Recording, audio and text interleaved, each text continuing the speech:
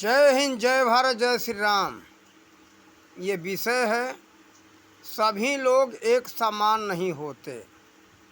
चाहे वो राजनेता हो या कोई संत हो या कोई आम आदमी हो, कोई भी हो, एक समान नहीं होते। इस समय हम समाज में सुन रहे हैं कि जोगी लोग ही देश को सही ढंग से चला सकते हैं, लेकिन राजनेताओं में जैसे एक नरेंद्र मोदी जी मिल गए और जोगियों में, संतों में मिल गए आदित्यनाथ योगी जी।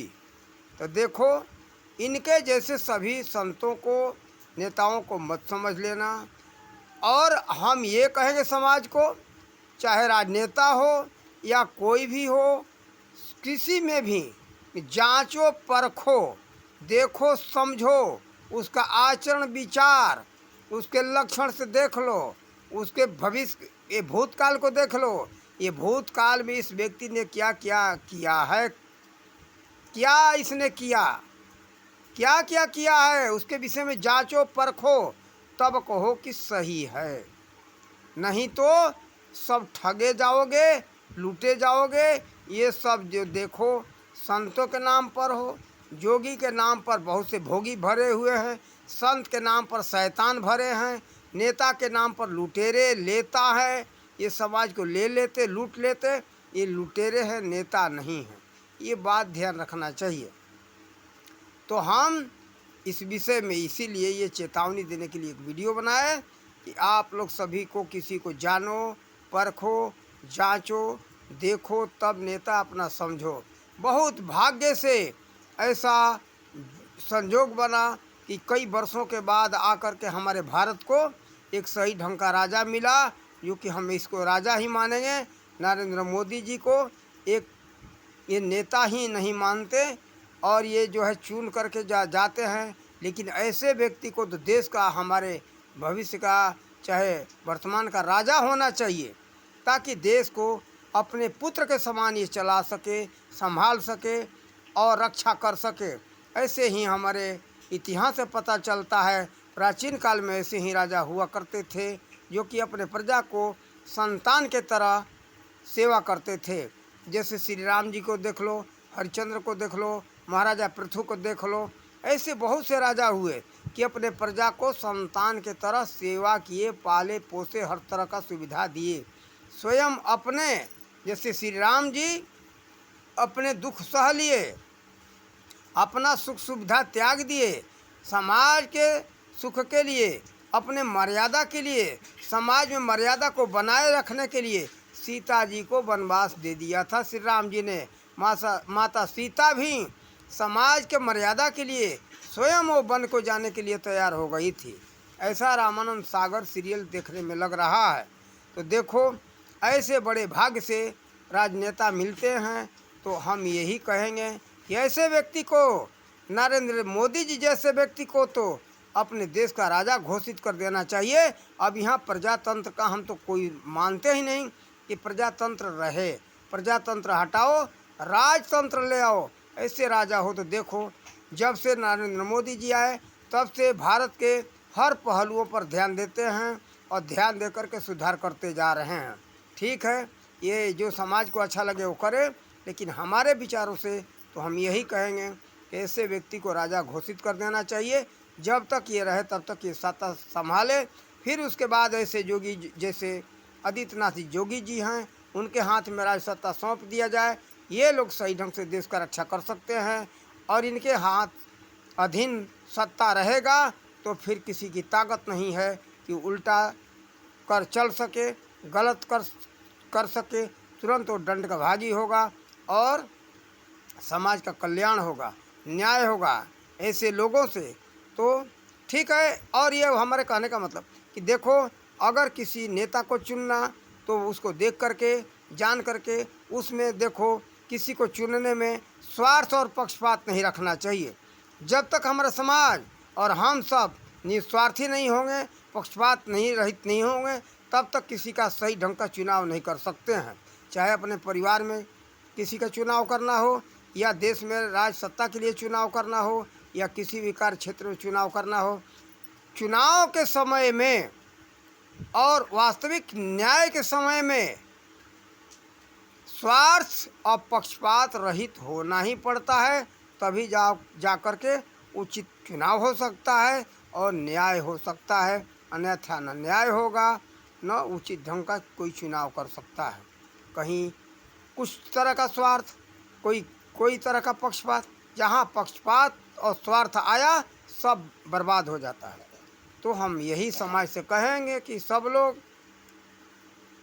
समाज में ध्यान दो कि इसमें नेता चाहे वो संत हो या गृहस्थ हो, योग्य कौन है।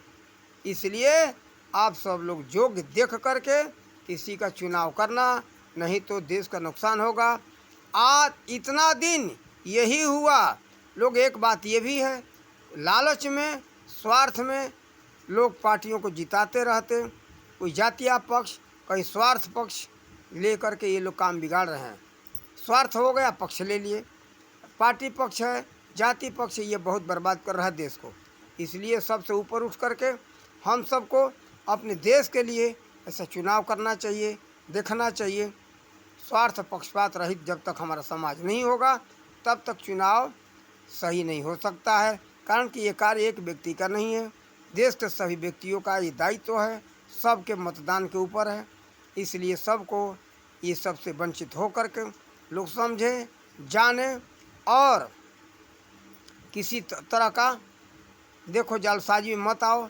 और ये मत देखो ये पार्टी बड़ी है छोटी पार्टी से कोई मतलब नहीं है। कौन न्यायकारी पार्टी है और कौन कल्याणकारी है, कल्याण करने वाला है, कौन कौन न्याय करने वाला है। और एक सराहा ये देख लेना, जो वंशवादी पार्टी हो उसको तो कभी आप लोग सत्ता में ले आने का कभी प्रयास मत करो। जातीय पक्ष में लेकर के लोग, जैसे यादव वंश के हुआ, अखिलेश यादव है, मुलायम है, ये जातीय पक्ष के कारण ये समाज का बर्बादी हो रहा है। इसलिए जातीय पक्ष मत लो। ये देखो कि देश का कल्याण करने वाला कौन है। ये लोग देश के कल्याण करने वाला नहीं है, जन सेवा करने वाला नहीं है। ये सब लोग जेब सेवा करने वाले हैं। ये राष्ट्रवादी नहीं है, ये सब परिवारवादी हैं। ऐसा देखो, हम ही नहीं कर रहे, देश में देख लेना, नज़र दौड़ा करके बहुत से लोग इस बात को बता रहे हैं। तो ये परिवारवादी और जेबवादी पार्टियों को मत चुनो।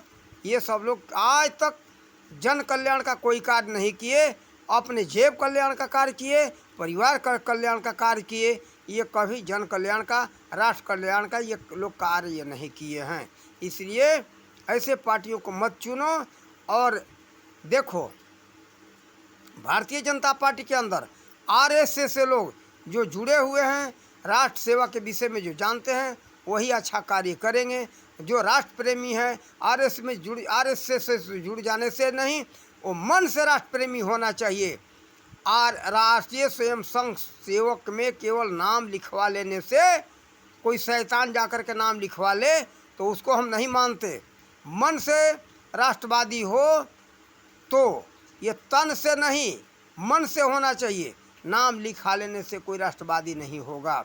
राष्ट्रीय स्वयंसेवक संघ का सदस्य बन जाने से नहीं होगा। उसके विचारों को देखो, बहुत से देखते कि राष्ट्रीय स्वयंसेवक संघ में नाम लिखवा लिए हैं, लेकिन अपना वो उल्लू सीधा कर रहे हैं लोग। सभी पार्टियों में ऐसा देखने में आ रहा है। तो उसमें हम सबको चुनना है कौन व्यक्ति सही है। जैसे वर्तमान में आरएसएस के कार्यकर्ता, एक संघ के कार्यकर्ता मिल गए नरेंद्र मोदी जी, तो ऐसे व्यक्ति मिलना बहुत कम उम्मीद है। तो इसी तरह से हम सबको लाखों में एक चुनना पड़ेगा, तभी जाकर देश का भला हो सकता है।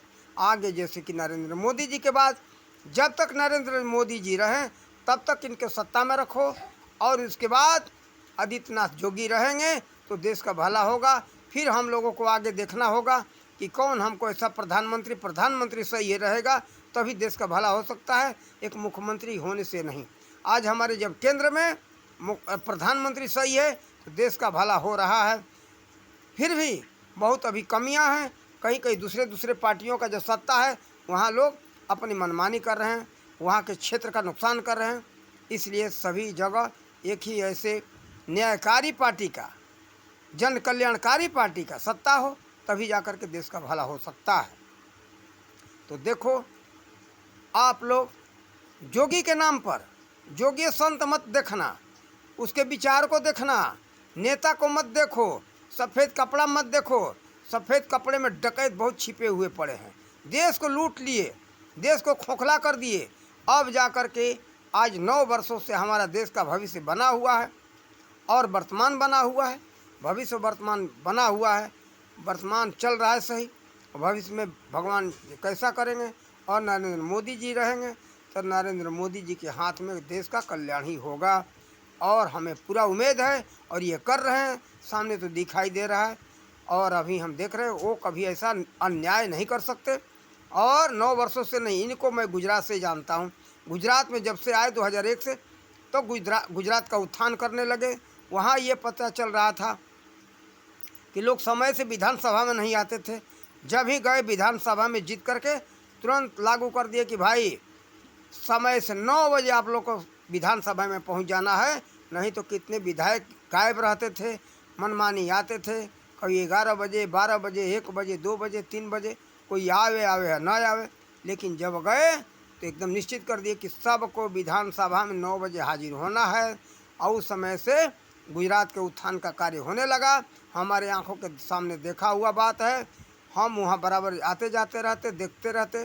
गुजरात बहुत पीछे था, जहाँ पानी का सुविधा नहीं था, वहाँ वो पानी पीने के लिए तो दूर छोड़ो, वहाँ नहरें चल रही हैं।